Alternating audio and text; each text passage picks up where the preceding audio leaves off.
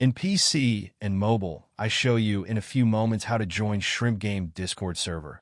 For this, we will start with the way in PC, since we are here, and then I will explain you how we can do it also in mobiles.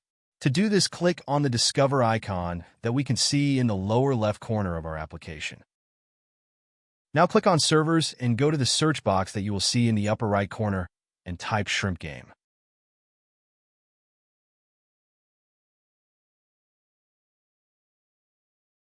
Now click on the server we are looking for, and then click on the Join button at the top of our Discord application. Congratulations, you are already inside the Discord server on PC.